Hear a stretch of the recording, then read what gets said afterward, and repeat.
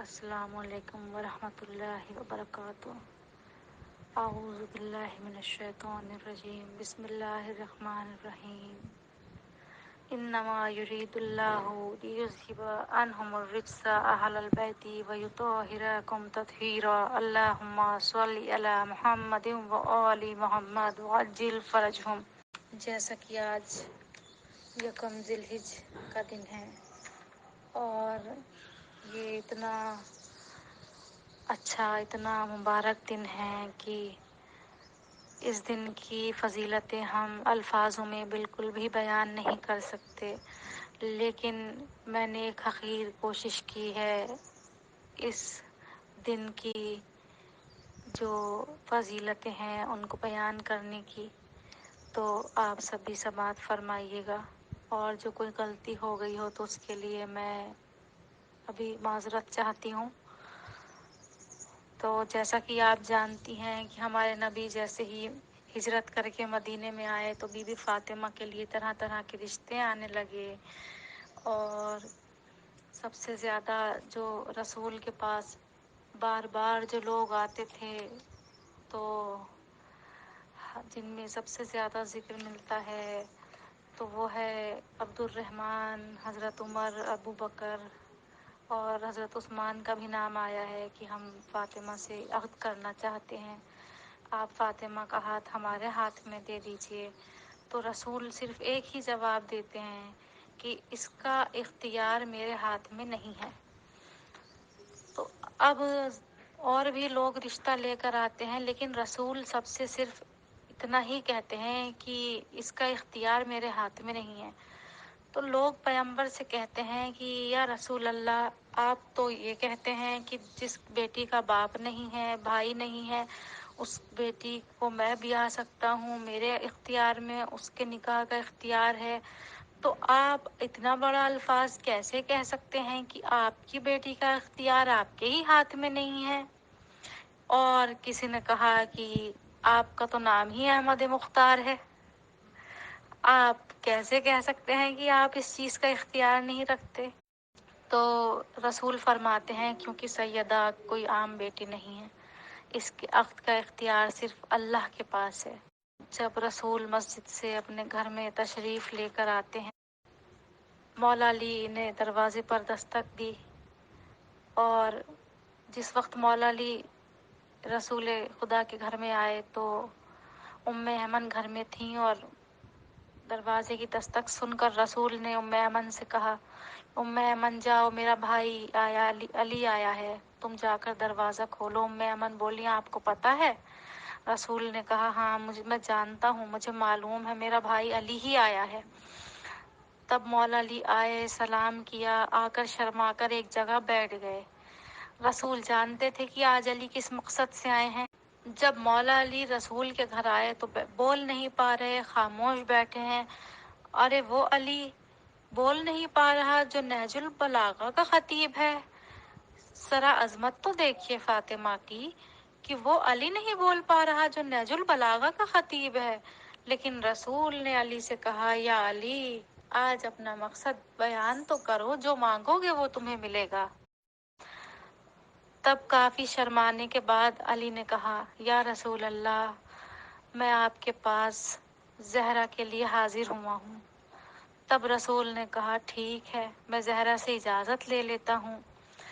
تو جب رسول جناب زہرا کے پاس گئے ہیں تو جا کر کہا کہ اے زہرا، اب تیرے لیے ایسا رشتہ آیا ہے جو سب سے زیادہ خیر پر ہے، ایسے شخص کا رشتہ آیا ہے جو علم اور تقویٰ میں سب سے افضل ہے، جو شجاعوں میں سب سے زیادہ بہادر ہے۔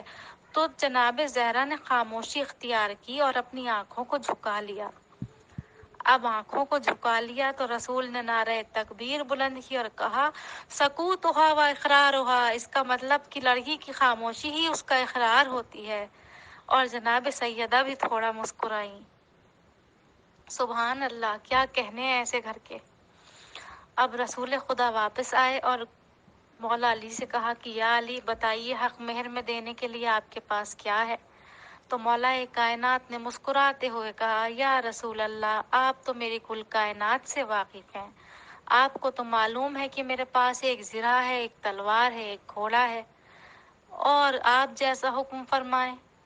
تو رسول نے کہا کہ دیکھو، مجاہد کے لیے میدان میں تلوار بھی ضروری ہوتی ہے اور گھوڑا بھی ضروری ہے، کیونکہ وہ تمہاری سواری ہے۔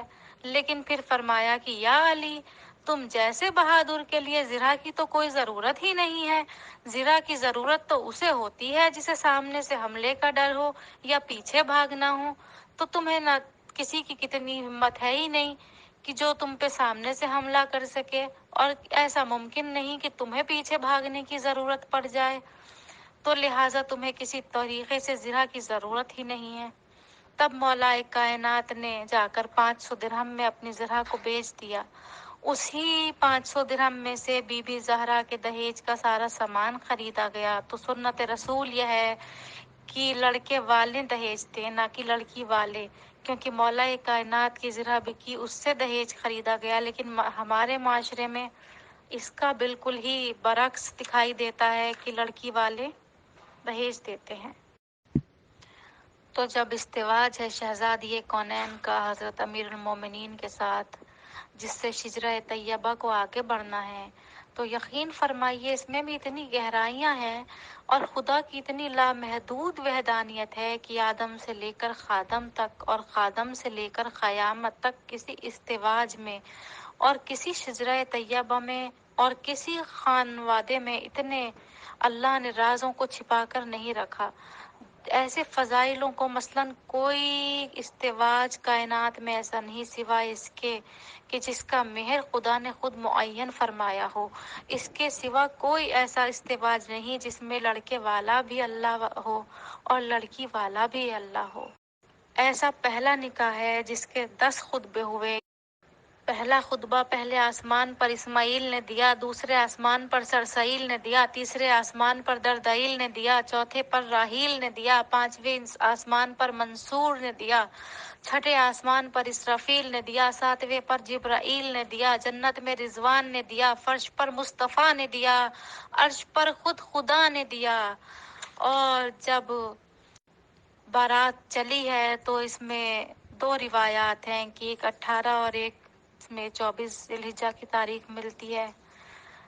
تو اب جب بی بی کی کو ایک کجاوے پہ بٹھایا، اس کو سجا کر، تو جو کجاوا لے کر چلے ہیں مہاری، ان کا نام سلمان محمدی ہے، اور اتنا خوبصورت منظر پیش کیا گیا ہے کہ بنی ہاشم کی عورتیں ہیں، درود پڑھ رہی ہیں، آسمان سے ملائکہ اس بارات میں شامل ہوئے ہیں، جبرائیل ہے، میکائیل ہیں، دردائیل ہیں، سارے فرشتے اس بارات میں شامل ہیں۔